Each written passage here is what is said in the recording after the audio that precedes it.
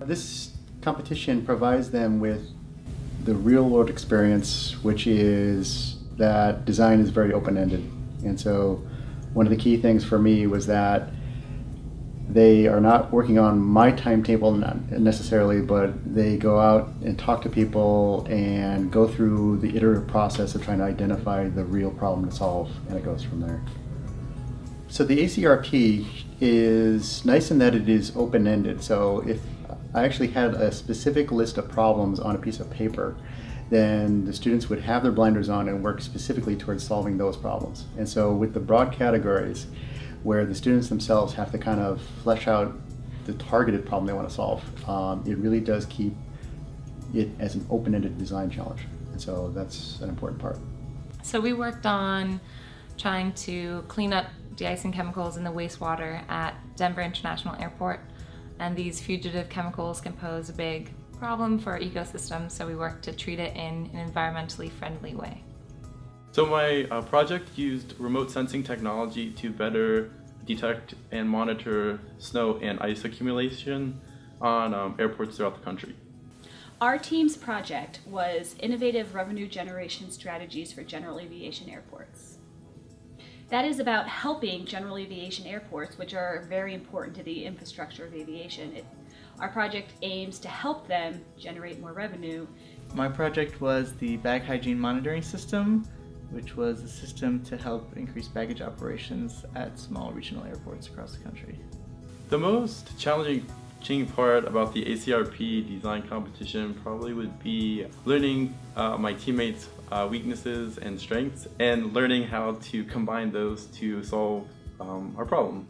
I learned a whole lot of technical skills and a lot of technical writing and working with a group of engineers. I think the most valuable thing about the competition for me was getting to interact with industry experts and making visits to airports and really getting to know the field through a very personal lens of interactions with people in the field. I learned a lot about the design process of an actual product because in school and in class academically you don't really go through the real steps to bring a product to market in the real world, so this competition was a great way to be exposed to that process. I learned that airport environmental impacts reach a lot further than just the airport. They impact the surrounding communities, and you have to take that into consideration when you're designing for them. I use the airport design criteria in my class because it's so structured. The problems are real, and it encourages the students to not only research what's in publications and in both academic and trade, but actually go out and talk to experts in the industry and then use their creativity to come up with the design.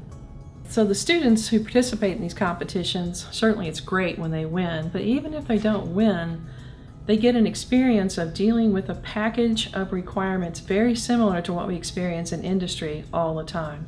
There's a design requirement, there's a package assembly, and there's deadlines.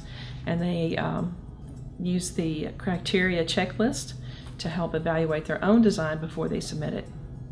When students first get that option to take the class on aviation sustainability, and they are presented with the challenge of competing in a competition at the national level, it's a little intimidating. Then they feel a little bit overwhelmed. And then they realize that they can do it, and it's very empowering. They already love aviation, and they realize that even if they come from different backgrounds, such as flight, management, engineering, science, business, they can still contribute to the huge aviation industry in a meaningful way.